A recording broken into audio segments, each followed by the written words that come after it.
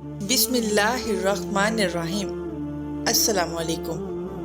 پیارے دوستوں، انم Islamic world میں آپ سب کو خوش آمدید۔ پیارے دوستوں، پاک ہے وہ ذات جس نے ہم کو ایسے نبی عطا فرمائے جو کہ تمام نبیوں کے سردار ہیں، اور ان کے ذریعے سے ہم پر اپنے بے شمار خاص کرم نوازی فرمائی۔ قیامت کے دن حضرت محمد صلی اللہ علیہ وآلہ وسلم کی امت سب سے پہلے جنت کے اندر داخل کی جائے گی۔ سبحان اللہ۔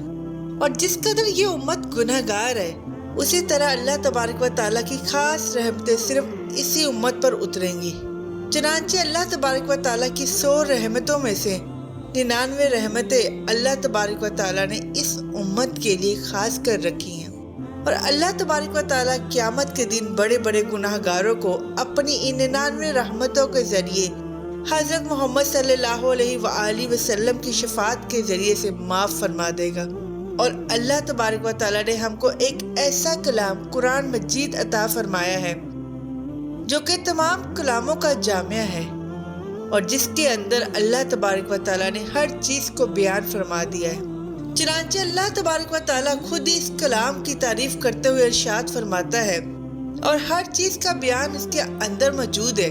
کائنات کے آغاز سے اور کائنات کی ابتدا سے انتہا تک تمام انسانوں کے خیالات، ہر چیز کا بیان اس کلام پاک کے اندر موجود ہے، اور انسان کی کوئی سوچ، کوئی خیال اس اللہ کی کتاب کی قید سے باہر نہیں جا سکتا۔ اور اس کے علاوہ اللہ تبارک و تعالیٰ نے اس کلام کو ایسی طاقت عطا فرمائی ہے کہ کوئی اس کی مثل کائنات میں سے کلام نہیں کر سکتا، اور اس کے اندر ایسی طاقت ہے کہ یہ مومنوں کے لیے باعث راحت، سکون اور رحمت کا سبب ہے، اور مریضوں کے لیے شفا ہے، اور مردہ دلوں کے لیے زندگی کا باعث بنتا ہے۔ چنانچہ روایات کے اندر آتا ہے کہ حضور اکرم صلی اللہ علیہ وآلہ وسلم ایک دفعہ تشریف فرما تھے۔ ایک شخص حضور اکرم صلی اللہ علیہ وآلہ وسلم کی خدمت کے اندر حاضر ہوا، اور اس نے عرض کی، اے اللہ کے رسول صلی اللہ علیہ وآلہ وسلم، میں انتہائی بیمار ہوں، آپ مجھے دم فرما دیں۔ چنانچہ آپ صلی اللہ علیہ وآلہ وسلم کے پاس اس وقت ایک صحابی موجود تھے۔ حضور اکرم صلی اللہ علیہ وآلہ وسلم نے اسے حکم دیا کہ تم اسے دم کر دو۔ چنانچہ اس صحابی رضی اللہ تعالیٰ عنہ نے جیسے ہی اسے دم کیا تو وہ ایسے ٹھیک ہو گیا جیسے کوئی جانور کسی رسی کے ساتھ باندھا گیا ہو، اور اس رسی کو فوراً کھول دیا جائے تو وہ آزاد ہو جائے۔ جس پر حضور اکرم صلی اللہ علیہ وآلہ وسلم نے تعلیم امت کے لیے اس صحابی رضی اللہ تعالیٰ عنہ سے پوچھا کہ آخر تم نے کیا پڑھ کر اس کو دم کیا جو ایک لمحے کے اندر یہ بالکل ٹھیک ہو گیا؟ تو اس صحابی رضی اللہ تعالیٰ عنہ نے حضور اکرم صلی اللہ علیہ وآلہ وسلم کی بارگاہ کے اندر عرض کی، اے اللہ کے رسول صلی اللہ علیہ وآلہ وسلم، میں نے قرآن مجید کی یہ آیت مبارکہ یہاں سے لے کر آخر تک تلاوت کی، اور اس کو پڑھ کر میں نے اس کو پھونک ماری، جس کی وجہ سے یہ بالکل ٹھیک ہو گیا۔ پیارے دوستو، اتنا سننا تھا کہ حضور اکرم صلی اللہ علیہ وآلہ وسلم نے ارشاد فرمایا، خدا کی قسم یہ آیت بہت شان والی ہے،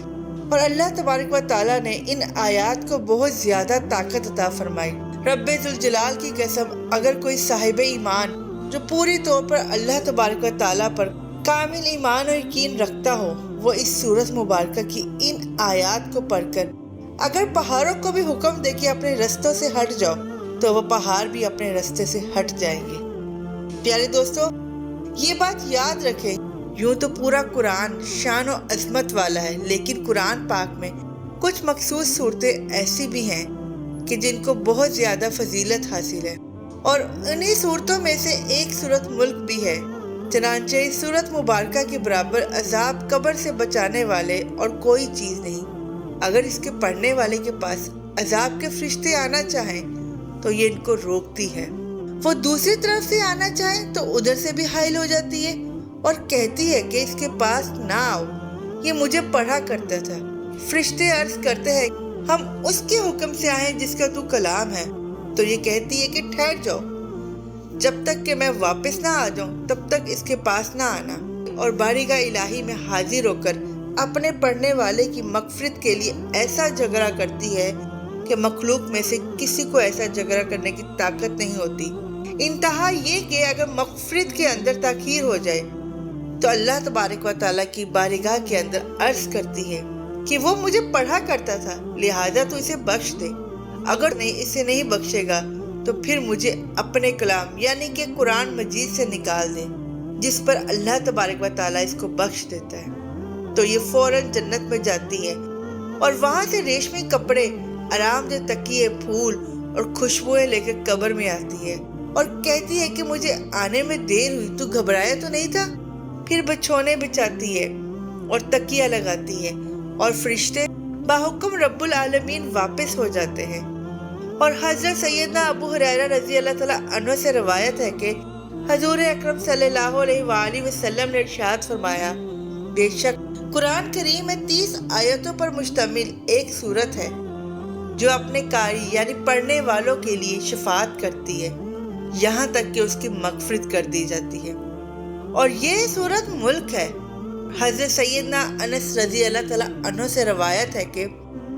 رسول اکرم صلی اللہ علیہ وآلہ وسلم نے ارشاد فرمایا، قرآن کریم میں ایک سورت ہے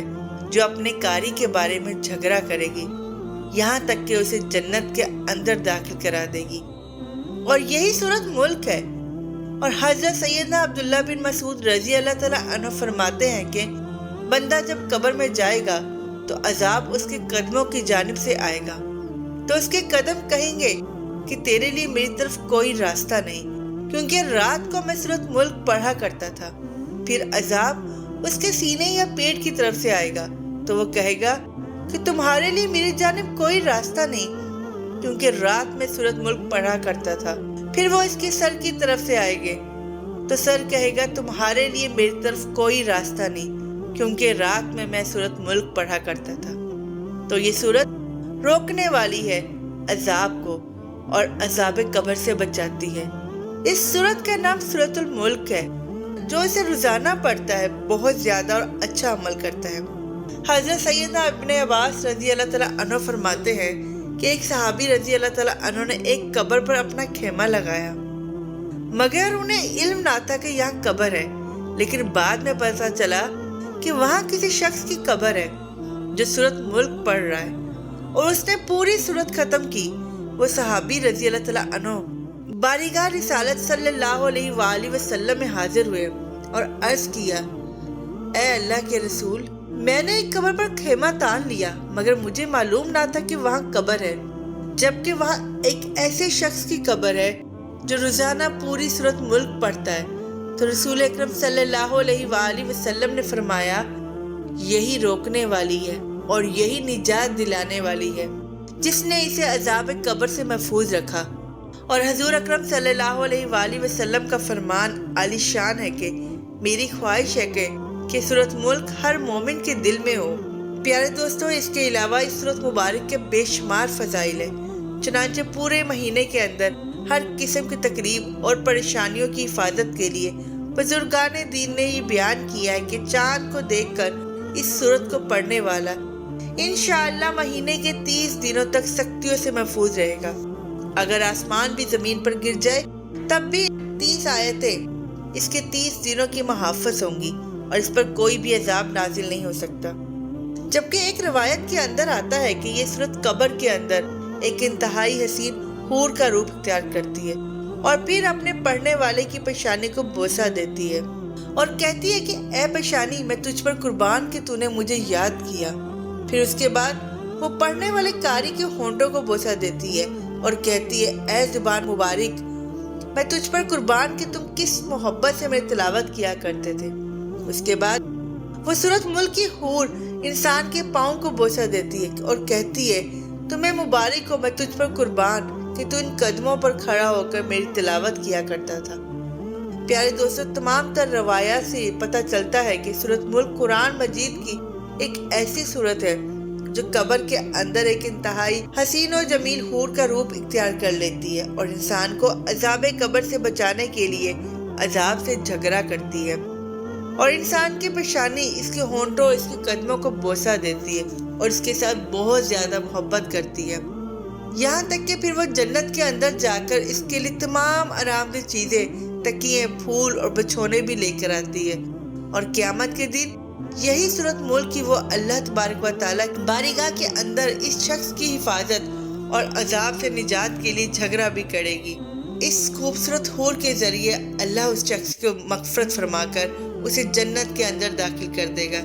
اللہ تعالیٰ اس سے دعا ہے کہ ہمیں ہر رات سورۃ ملک پڑھنے کی توفیق عطا فرمائے، آمین یا رب العالمین۔ پیارے دوستو، امید ہے کہ آپ کو آج کی ویڈیو اچھی لگی ہوگی۔ اگر ویڈیو اچھی لگی ہے تو اس کو لائک کر کے ہمارے چینل کو سبسکرائب کر دیں اور بیل آئیکن پر کلک کر دیں